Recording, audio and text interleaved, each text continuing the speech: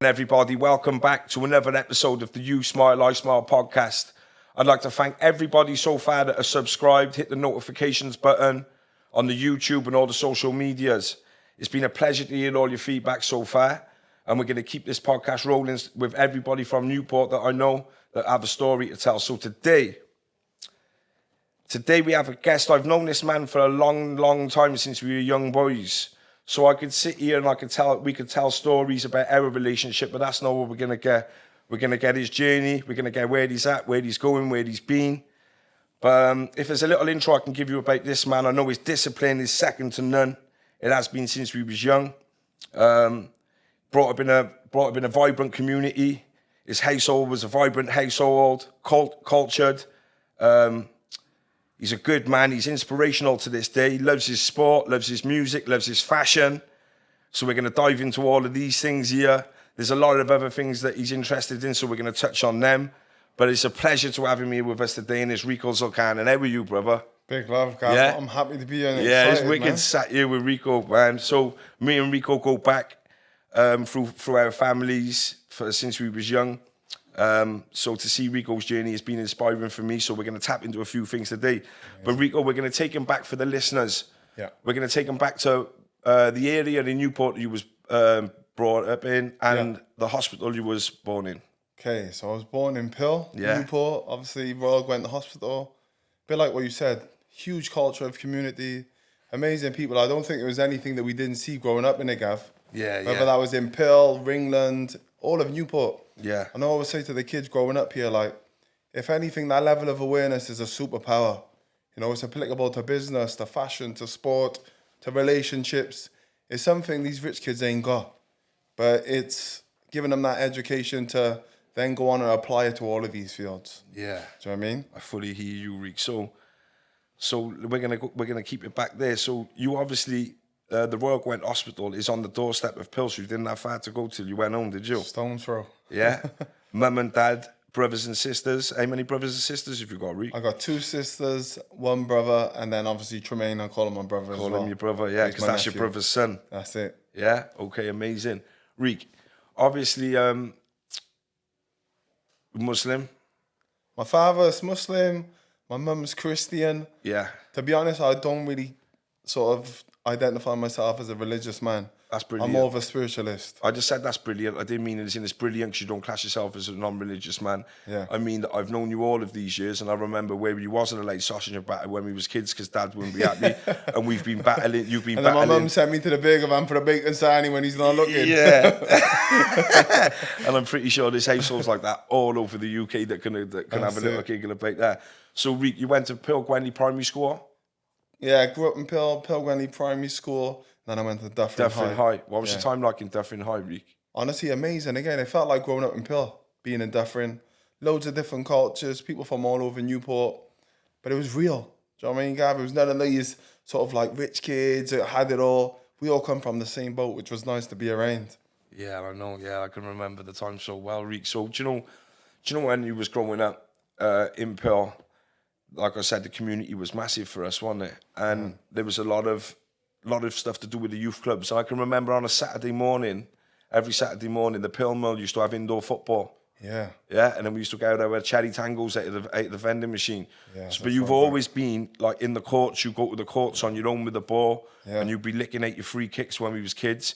And in Potter Street, there used to be 2 lampposts, and these lampposts weren't big enough to be goalposts, but they were goalposts. Yeah. And we'll go further in a minute, but like when I seen you doing the futsal thing, and I in my head I was thinking, I couldn't help but to think of these 2 goalposts, and they used to be able to knock the ball into them between them 2 lampposts in the street, and you went from, and you was a brilliant footballer, 11-a-side Newport youth. Yeah, I'm going too forward, but anyway, and then to see you do the futsal, so youth clubs, what did they mean to you? The youth services when we was younger. Honestly, they were like homes away from homes for me. If I wasn't in the courts, if I wasn't at home, I was in youth club. Like you said, we had the Pill YMCA, we had the Pill Mill. Even in terms of like football courts, it'd be the one on the front line. We had an abundance of places we could sort of go, sort of hang out with our friends and play football in there. For me, it's like, even growing up, there was these places in like top of Stowell, top of Bellevue Park, that you would go up with the Christian community and play a bit of football and have a bit of burgers. Like I say, when we was growing up, that was our little sort of, our sanctuaries, our little safe places, do you know what I mean? Even in terms of when I look back at the mentors that I've had, a lot of these people within these establishments have played a big part in my growth. You know, whether it's little things they've said, little conversations that we've had that have led me to this sort of opportunity or this place. You know, it's like growing up in Pill, we had this Positive Futures. It was like some sort of charity. But I remember going to a competition in Poland and then a competition in Brazil during the World Cup, coaching in the favelas. It's like, I question, the kids have those opportunities anymore? I don't know. But now that I see, you know, obviously I see a lot of funding being cut within the arts, within the sports and the development stuff. But it's like, it makes sense when they say, oh, crime's going up, all this other stuff's going up, trauma's going up, you know, these social care homes, numbers have risen. It makes so much sense. And, you know, not to be a sort of conspiracy theorist, but it's like, these are hard facts. Is this the reason? So, I mean, is this the reason crime's going up or trauma's going up or social care stuff's going up? Is it because they're cutting all of these fundings where when the kid leaves the house, where are they going? Yeah, I mean, what are they doing? Rick, so this takes me to like 100%. I have the same energy towards that as you, right? So when we was younger, right, and we be in Pill, let's have it right. We were around friends, family, and just peers and people who were around us that are a part of all walks of life, right? Yeah. Every race and religion was around us, from Somalian, Irish, Bengali, Pakistan. You just name them, innit? Yeah. Everyone, right? All. But people doing right and doing wrong things. When we was knocking about, when we was growing up, we never really we never done nothing wrong as in crime, did we? Nah, we right? didn't need to, man. But we was around people that was doing that, but they never used to treat us no different, and we wouldn't look at them. We'd let them do. But see, what I can remember now, we was going to them youth services when they was going off doing what they was doing. Yeah. We was being part of that, weren't we? And that kept us on that straight and narrow. So obviously we've touched on the culture. Why do you think that Pill was, out of all areas in Newport, so multicultural? Do you think because the docks and just like, I don't, or they just put everyone there from back in the day? Because of the docks, but I also felt like, not to sort of down speak Pill, but it was a bit of a dumping ground. Do you know what I mean? Anyone who couldn't really get anywhere else, it would end up in Pill. Do you know what I mean? I feel like, in hindsight, there was pros and cons to that. The pros are, like you said, we experienced it all. There wasn't nothing that we didn't see. You know, even in terms of foods, I remember I'd be in different, I'd say to my mates, like, oh, what are you having for dinner? They'd be like, beans and chips. And I'm thinking like, yo, I'm going on to like lamb, stews, you know, sea bass. But I feel like the cons were, you were more sort of inflicted in terms of the other stuff. You know, like cycling down the front line on a Saturday, seeing someone get, you know, stabbed up or chased with hammers. You wasn't so surprised by that. It's like, oh, yeah, it wasn't new to me. I've heard of that. So I remember that's like, I remember Perry outside Angie's getting stabbed up 13 times, penknife in the back. You know, someone getting ammonia splashed in their face. Ellis. It was normal. Do you know what I mean, Gav? Even the kids now and the stuff that they're doing. And obviously we was 15 when that happened to Lemmy on the line as well, and that would have been like something. Ryan, best friend, hanging around in Bettis every week. We was with seeing your mates go through this trauma and, you know, this stuff, it wasn't new to us. That was the cons. But then again, in hindsight, that awareness, it's applicable to all fields. So, for example, now I've got these wellness hubs. Someone comes through my doors, I can see it. I can see that energy. I can see if that person needs a chat. I can see if that person needs to be left alone. It's just a gift now. It's a superpower. You couldn't have got that if you wasn't brought up in that community. Man, it led me to wanting to work in social care homes. Yeah, so obviously people know you for your sport, and if they don't, we're going to dive into that a bit more. Do you think sport played a big your fitness and your sport kept you on the straight and narrow, being honestly, disciplined? Gav, when I look back, sport was my medication. So, I mean, if I'm stressed out, let me take my ball, go to the courts. Rick, you never used to. I conveyed to you, bro. Like, you know, I know if you were, and you know, if you was on our push bike, you'd be gone, man. Yeah, that was me. Say man. We go from Pill to the gear. Yeah. Me and Maine would be by Bellevue. You'd be up on Gear Primary School waiting for us, laughing. It's like you're saying that even with the football, I feel like I could take seasons off from the work that's already been done. Just before this week's game, I had to force myself. Well, I didn't. I had a little injury. And it's like the universe forced me for the whole week to do nothing. And what I resolved from that was like, the work's been done. You just got to settle. Maintain it, though. Rest. Maintain it. Built to last, Gav. Yeah. Like I said, I could take seasons off. Think about this. Last year, I didn't play professional futsal for 3 years after COVID. No, you didn't Went straight to Indonesia playing for the top team. You're in the biggest baller league in the UK. Man, biggest baller league in the UK. It's not to be taken lightly. We're going to dive into that in a minute, though. I want to stay where we are, Rick, right? Yeah. We're not going to touch too much on family and things like that, but I do want the people to know the journey of your father, right? Because I respect your father so much. And if I mention your dad to any man or lady, any man or woman or youngster or whatever that I think may know your dad, yeah, everybody has the same opinion.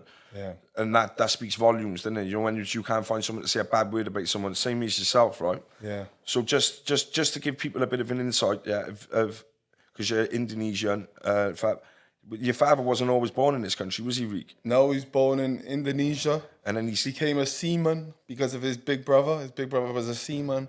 Obviously, he'd come home, he was a little bit older, and he'd tell my dad stories of around the world. And my dad's like, what's my brother doing? I want to do that. So my dad became a seaman. He's got phenomenal stories to tell about his time on the ships. That's when he learned to play music, the guitar. Obviously, later went on to be in a reggae band with his friends in Newport.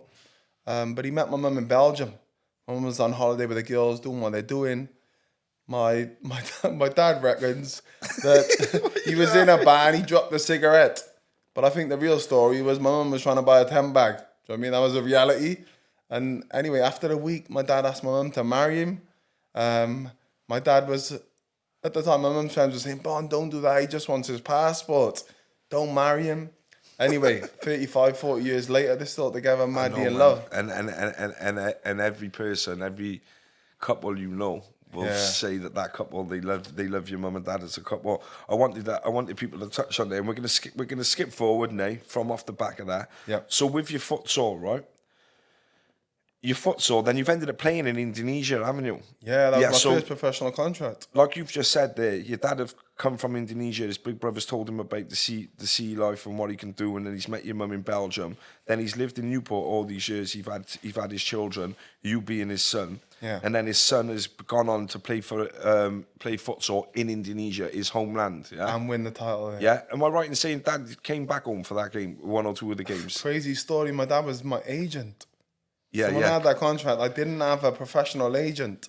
At the time, I was playing for Wales internationally, sort of blowing up the scene there. Loads of people was finding out about me.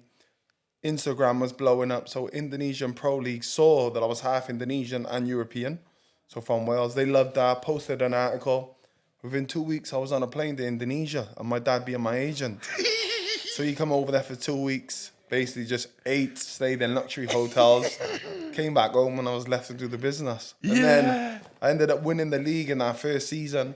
First international player to win the Indonesian league, sort of opened up the door for all of international players.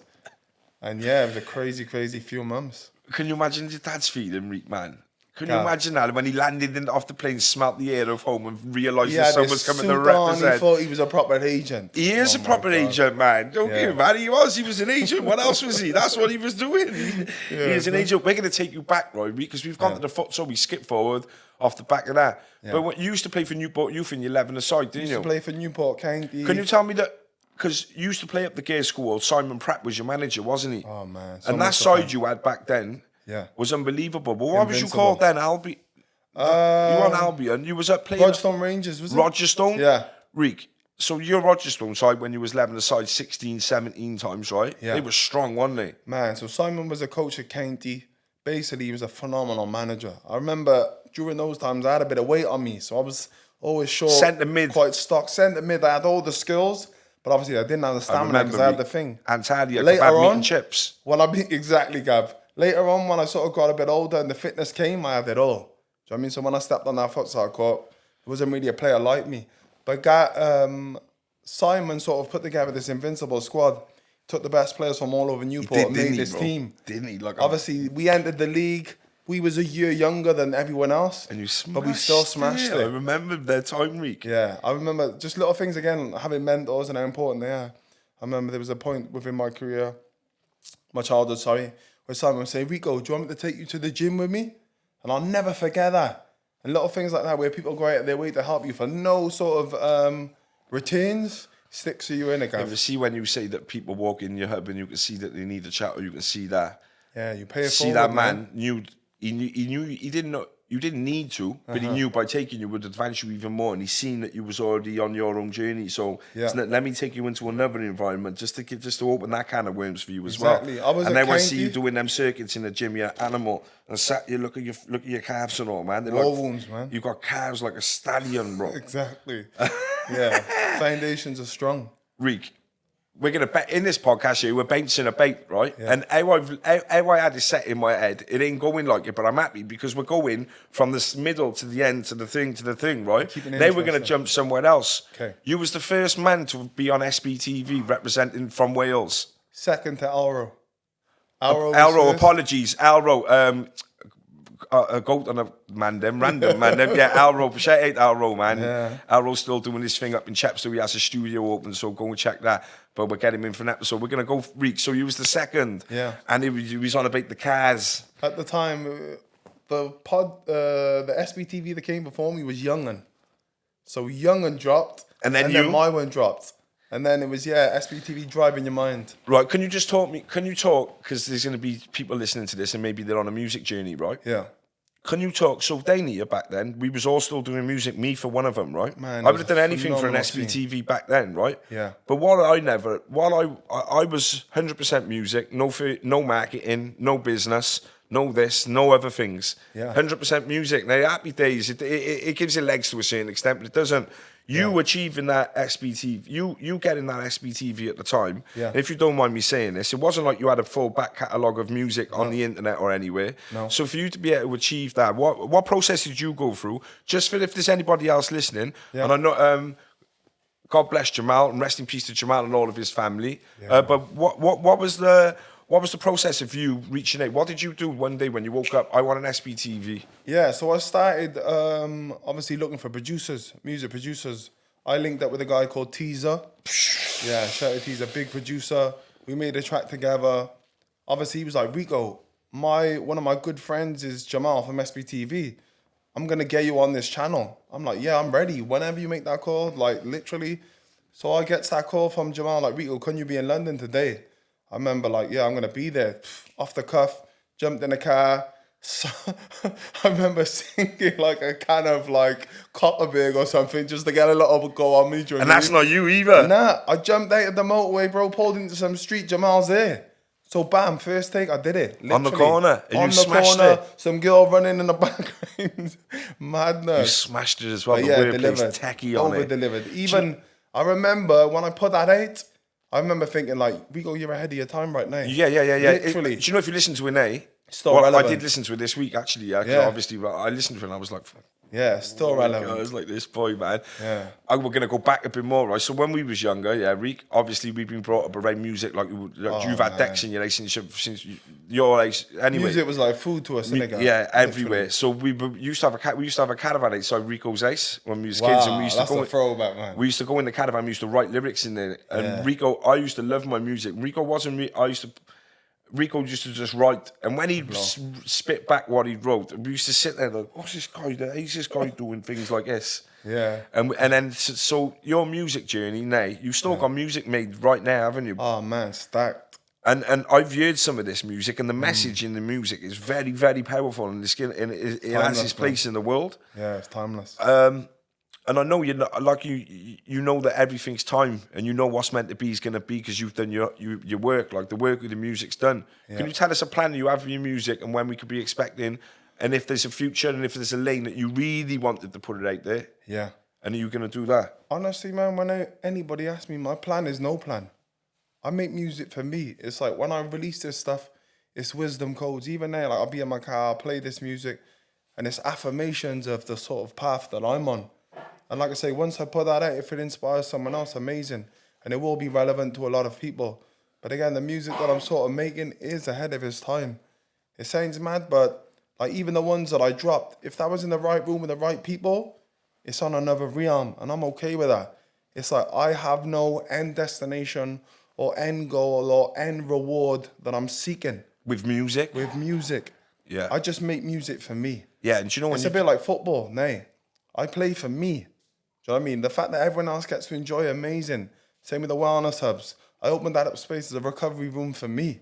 And then Hold I on opened from it for talking everyone too else. much about that, because, sorry to interrupt you when you're talking. Yeah, okay, so this is brilliant to know, right? Because, see, through my little, not that this podcast is about me, but just thing. So my little journey with the music, whenever I was indulging it too much, it's in focus, I wanted this, and always kind of staled me up a little bit, right? It does, Since man. I've had that no end plan, but this is me and I make music for me. Yeah. Opportunities arise, this happens, and it's just naturally happening. Exactly. So sometimes you have to just know know what you're doing, and then just let it be. I think a big part of that is knowing your value as well.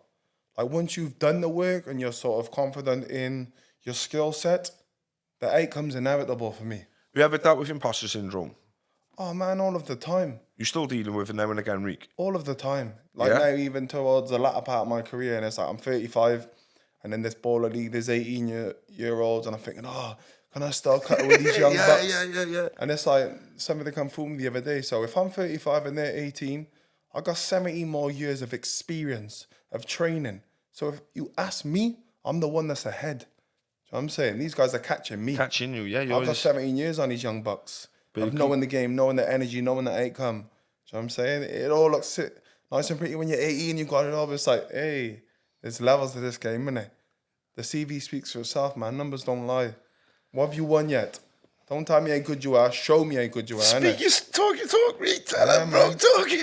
Trust me, Gav. Talking, man. Yeah. But I feel like a lot of this imposter syndrome also comes when you're in these lower vibrational states. Yeah. For example, I could be training for the week going in.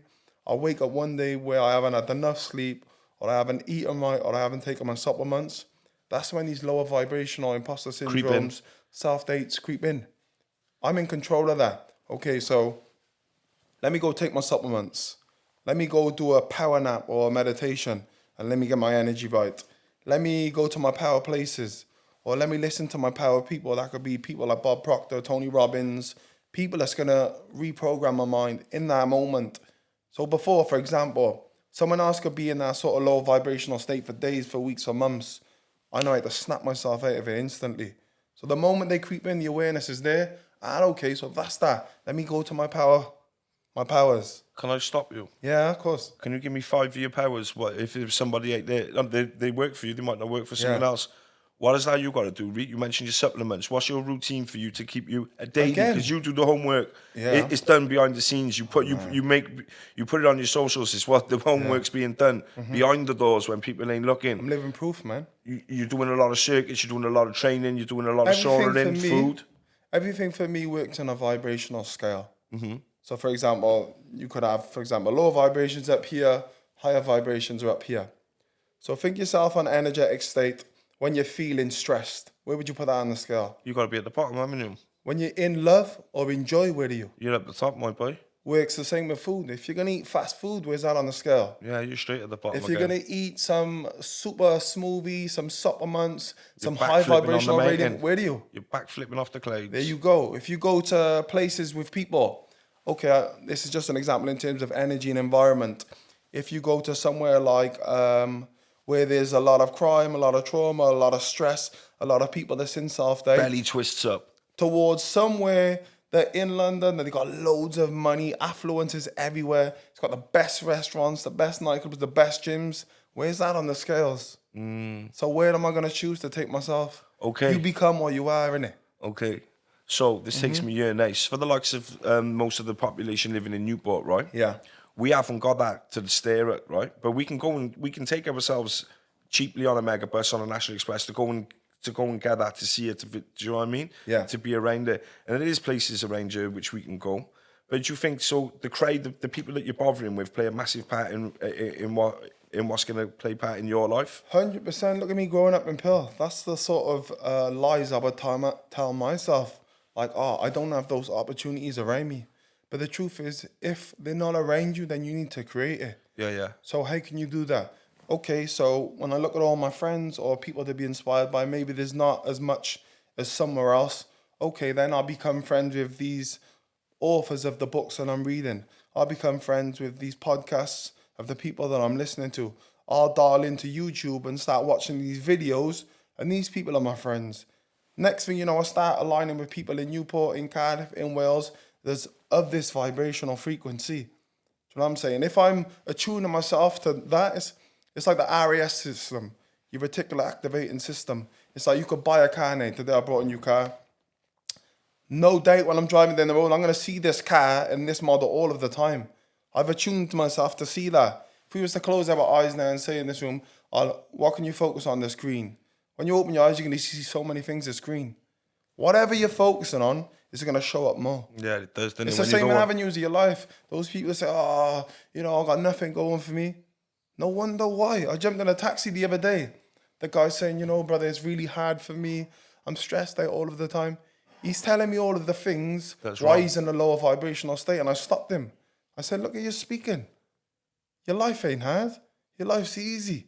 Start attuning yourself to that. That's what you're going to become. So, I'm a realist. I'm looking around and put all of this stuff. Like, yeah, that's my environment. These are my opportunities. But you got to get more excited about where you're going than where you are. That's the real secret. It's like most people are in the past. It's like, I haven't got this opportunity because of that happened to me. I haven't got this opportunity because that person done that. Play the victim of it as a young child. You've seen it in me, man, that as well. I played part of that as well. We've all been there, bro. I played part of it, yeah. But it's like you say, how can I get myself into this state of, for example, of alchemy? What can I create to show up in my life? There's like all these people, they tell me, I believe in God, I'm a Christian, I'm a Muslim. But it's like these Muslim roadmen want to do what they're doing Monday to Friday, go Friday mosque and think it's all gone, the karma's clean. Do you know what I'm saying? All these Christians, they want to do all this, but they're walking around in states of poverty. It's like, God wanted that for you, did he? God wanted you to be broke? God wanted you to be lower vibrational? What God do you really believe in, bro? Yeah. Do you know what I'm saying? You need to embody God if you're really about God. And that's where I'm at, man. It's like, my business is Love, Live, Light. I need to be embodying that. So you come around me, man, you're going to feel love. You come around me, you're going to feel light. You come around me, you're going to feel life. That's the energy I'm on. That's why these businesses or these sort of temples, what I call them, are energetic places, man. You've been there, Gav. The people that's attracted to these places are people of that frequency. Whilst we're talking about that, thank you so much for the way you... I was expecting nothing less. I'm loving this episode. I'm loving this already, right? So anyway, so we're going to jump straight into this. The wellness hubs. Rico has the wellness hubs. He has one in Cardiff and one that's opening in Newport as well recently, last couple of months. And we're going to talk you through that. But before we do that, Rico, I want you to tell us, when did this idea come about? You was already on your health journey. When did this idea for the wellness hub come around? To be honest as well, I just want to say, like, a lot of this stuff is going to sound foreign to a lot of people when I'm talking about energy, frequency, and vibration. No, they need people. Sorry to cut you short. Sorry if I'm ever interrupting you. Sorry, right? But we need this to happen because I know people need this more so where we're from more than ever. And this podcast is for the world, it's for everybody. But I'm doing 52 episodes based in this city, and I want people to latch onto this from this city.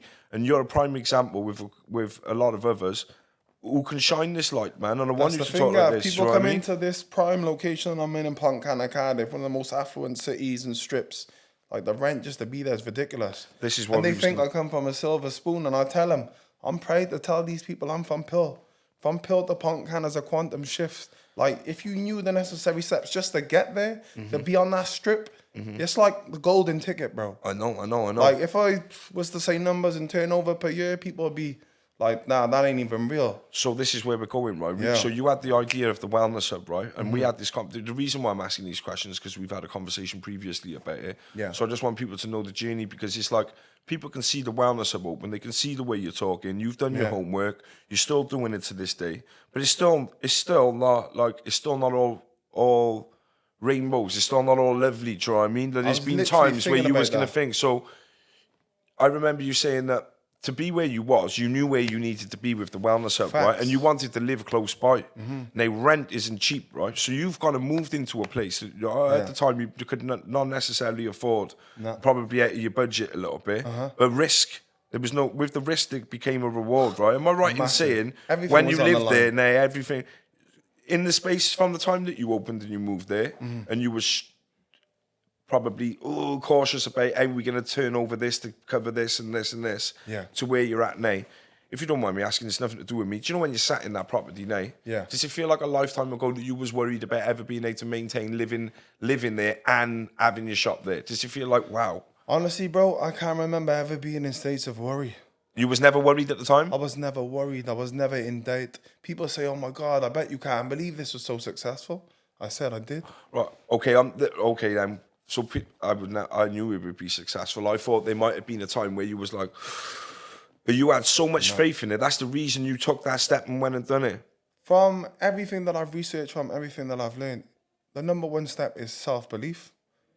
Also, in terms of steps to get where you're going and to make these sort of ideas into reality, deep conviction. Do you know what I mean? You can't stand on the side of the pool and say, "Oh, is it cold in there?" You got to dive in and learn later. And that's what I've been at, whether that's in futsal, in music, in fashion, in wellness. Do you know what I mean? It all came about during COVID. Obviously, clubs wasn't signing any players. I couldn't fly abroad. I'm like, okay, so what do I love?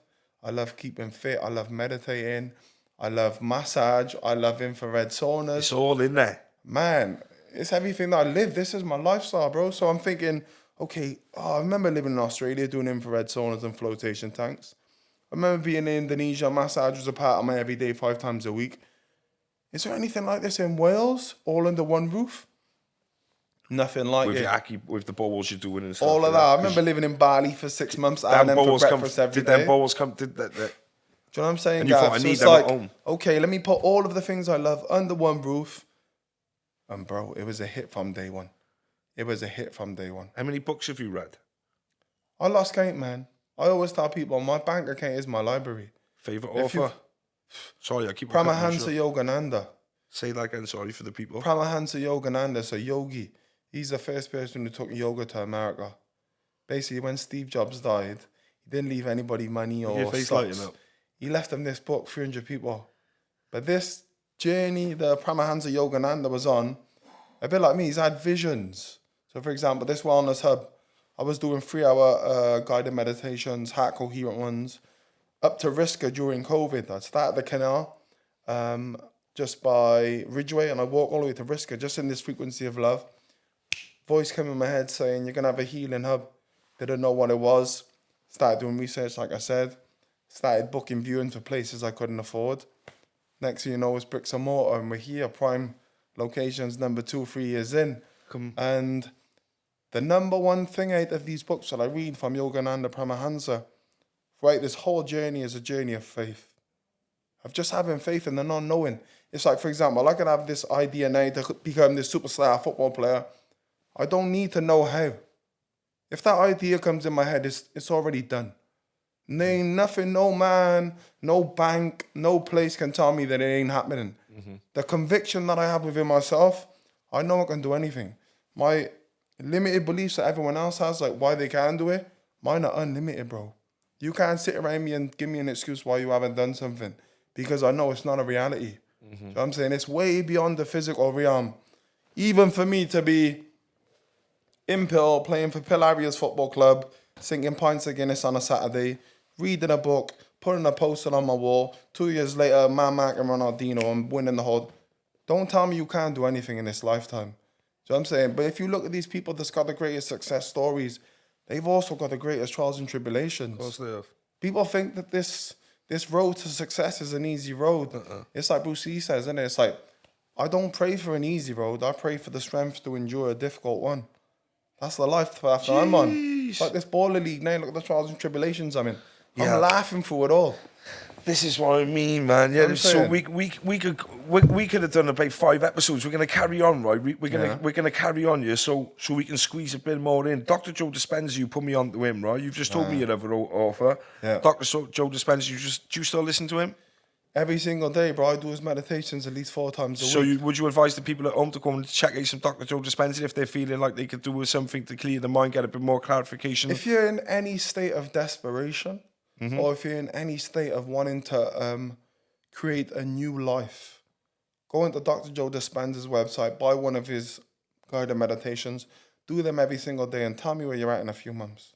Perfect. You're going to complete a completely different person. It's already science testimonials within 30 days. Your whole physical shell is new based on what you're eating, what you're thinking, what you're drinking. Do you know what I'm saying? But in terms of energetically, that's what you really need to be changing. I mean, it's like my physical body could say I got cancer right now. But in terms, if I get into the right energy, that cancer can't exist. Look at my dad, bro. I remember you. I'm saying last year, prostate cancer, they're telling him all madness. I literally coached him through 30 days. I took him to Valindra. I made my dad ring the bell and visualize being healed before it was. We're going in there, people's losing their hair, got no energy. My dad's boxing in. Yo, Rick, I came into the hub. Yeah. When when he had the cancer, I sat in the hub and I said to you, sorry about blah, blah, blah. Yeah. Right? Ain't nothing to be You sorry about. smiled, right? You went, nah, brother, don't worry about it, man. He's going to be fine. Yeah.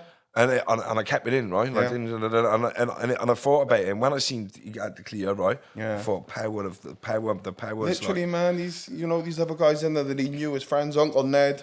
I mean, some of these people, they lost their lives, bro. We're going to fast forward because at the time, we got to have the time, and I want to squeeze what's important in here. You're currently part of the biggest futsal league in the UK. Football. Football. Yeah, six-a-side football. So it's not futsal, it's football. It's not futsal, yeah. Thank you for that, Reek, because Baller League, Sky Sports, every Monday. Baller League, Sky Sports, right? So I'm going to shut up here and I'm going to let Rico give you the... Actually, I'm not. Yeah. Rico is playing...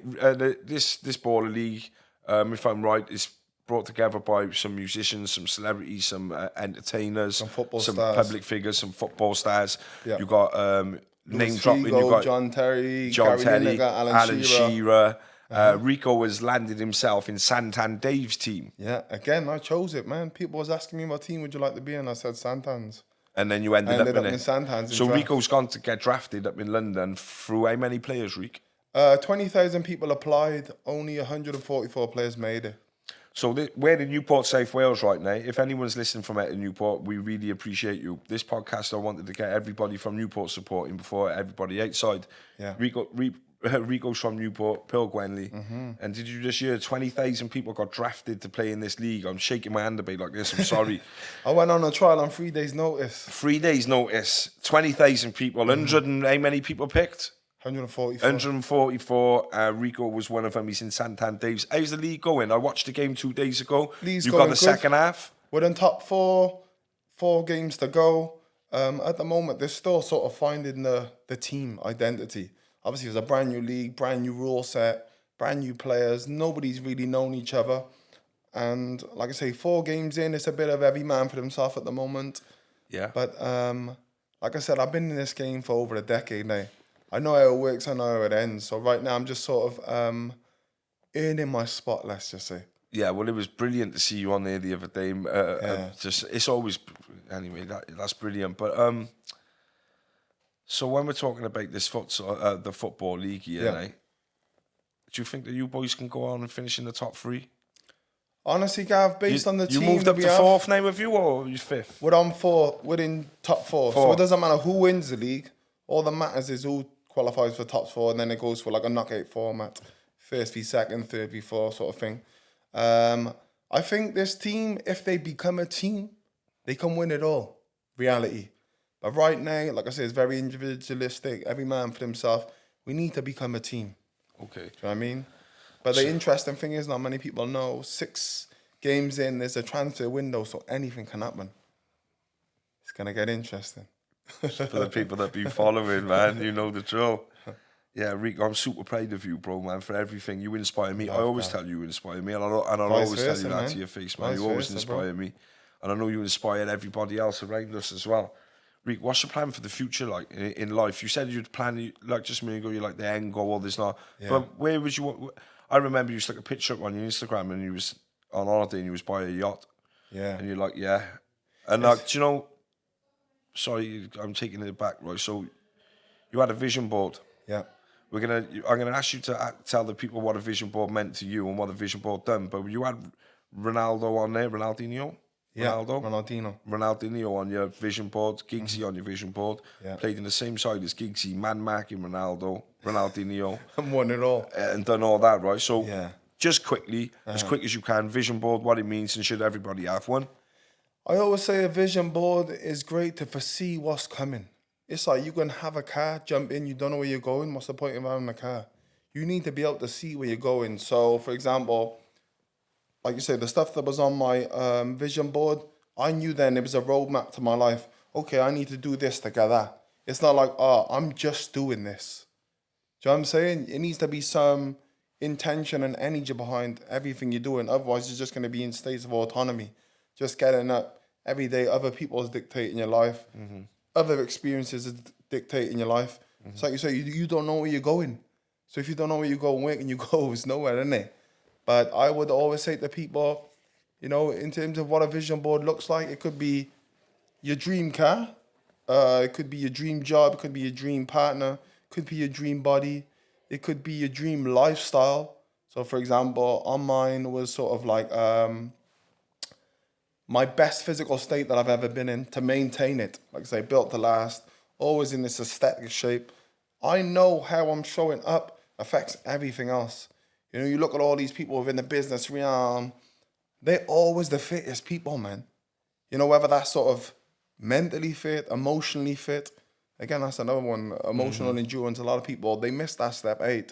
You could have the best physical body. I've seen people in football, they got the best skill set. They're training like animals. And their emotions go nuts as well. It comes to game day when they're crazy, 10,000 people, and their asses fall out, bro. It ain't the same guy. Do you know what I'm saying? So emotional stamina is very important. How do you build emotional stamina? Trials and tribulations. It's a part of the game. You got to be tested. You got to be broken. You got to get stamped on. You got to be missed out. You got to be overlooked. Do you know what I'm saying? That's what builds our emotional stamina. So for me, when I'm being tested the most, I always say to myself, I'm being blessed the most. I don't ask to like avoid the test. I want more. So I'm saying, listen, this is you're all having free therapy and free counselling and you're all having free everything. Some gold nuggets. This is 45 minutes to an hour of top stuff, yeah, right? Yeah, facts. Nah, I'm taking it in, bro. So, like I just said, where's your end goal? Where you going? You gonna finish life in the UK, or you gonna be on the hillside eating mango? I'm definitely. You're gonna get out of this country. I'm not planning a life in the UK, which is the only reason why I haven't bought a house. Right now, I'm investing in businesses, in assets, not liabilities, and it's like people. We are conditioned to think, oh, buy a house. Yeah. It's a great investment. Yeah. But it's like, okay, I had a conversation with my mum. She's had this house for 30 years. She paid 13 grand for it. Maybe it's worth 100 grand in Pell. If you look at 30 years of investment and the profit that she's going to make on that house, maybe I've done that in the first year having a cafe and a wellness bar. So imagine the numbers I'm going to be doing 30 years. So I'm saying, but they ain't going to be telling us those facts and figures in school, are they? It's like, get out of school, get a house, get married. Go work on the end of that factory line. 40 so years to pay for that house. Yeah. Have 5 good years in it whilst it's really yours. There you go. Go to Benidorm 5 times and Mallorca 6 times. There you go. When you're 18, that first one, get married. You haven't even lived life. You don't really even know what love is at that point. Yeah, I'm so glad I never died. I'm saying, you see people in these relationships that they claim to be in love, they've been married, they got 5 kids, but what are they doing on the weekend? Is their relationship truly love, or are they in love with each other's pain bodies? Like, oh, your trauma is the same as my trauma. Let's love each other's trauma.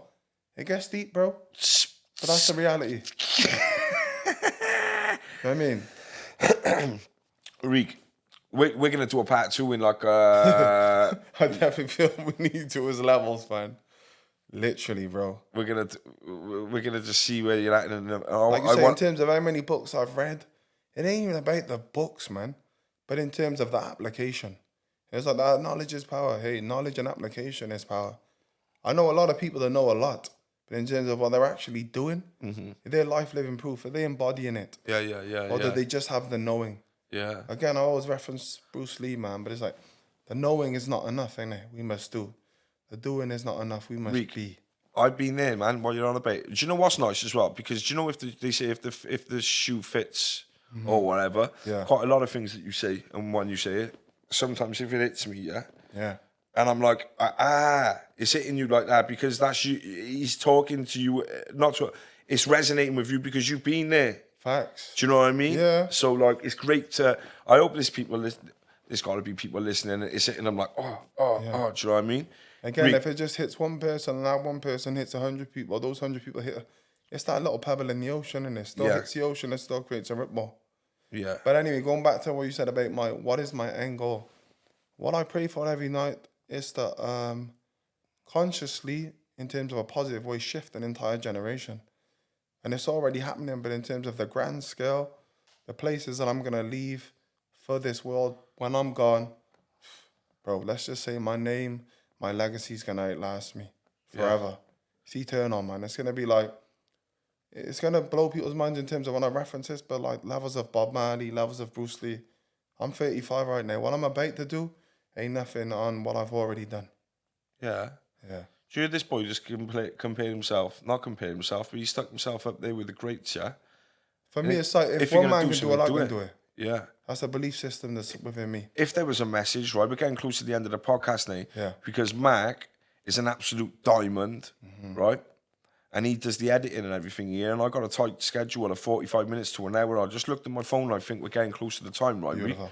So what we're going to do is right now, I'm going to thank you for being you. Thank you for coming in and giving me your time on a busy schedule. I know you've got a lot to do. You could be doing your burpees and whatever. I know you have, but it doesn't matter. Like, I appreciate you, right? So I tell you that. Yeah. Love you forever. Thank you for being inspiring. And if there was a message that you could send out, right, Rick, and every single human being on planet Earth, it could reach their ears, translate it into them so they can understand it, what would it be? Right now, just the message might change by the time I see you again, but right now, what would a message in a short paragraph or whatever it is, what would you say to the world? 2 words, bro. My whole life, I live by it. My businesses, I live by it. It's love, live. Just love and live.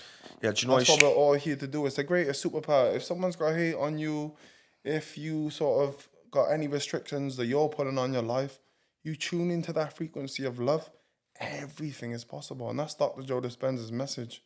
It's like when you embody love, you access this realm that they call the quantum realm, the unified field. And there is thinking of a time and a space where everything's possible. Infinite healing, infinite opportunities, infinite manifestation, infinite abundance of money. I'm in it, bro. Constantly. My life, I'm living Bottom of your 20 yen. I got it, bro. You that, Mike? You can have more, man. I'm winding you. It's an infinite supply. I could be on my last pain and I know it's never running out. Do you know what I'm saying? And that's the reality that all of these people, it's like, again, what Bob Marley said, it's like the guy saying, are you rich? He says, what kind of richness you talking about? Yeah. That is not my richness. My richness is life forever. My richness is life, yes. And that's the truth, man. Yeah, man. And you need to accept that notion of death before you died in order to truly live. I mean, it's like so many people's alive, but how many of us are living? Yeah. Do you know what I mean? Yeah. It's a big difference. Yeah. I'm beginning to learn more and more. And thank you for giving me this lesson, man, as well. Like, it's another teaching. I get it every time we're with you anyway. It's brilliant, life, man. Rick, thank you so much for coming in today, like I just said. It's the pleasure. You Smile, I Smile podcast, and you have just been blessed with an absolute gem. Thank you to everyone that have clicked this and listened. Do me a massive favour now when you come off this podcast. If you haven't already, hit the subscribe button and do all that good stuff. I can't believe I'm sat in this chair even asking people to subscribe. I've been listening to the podcast forever and ever, but I'll tell you the truth, whatever podcast I watch, when they say, I make sure I do the subscribing situation. This podcast, I didn't know all these things, but this is the way it works. I need to be monetized on YouTube, this and all that. Just do us a favour. Let's build it. Rico, you're an absolute star. Thank you for coming in. You Smile, I Smile.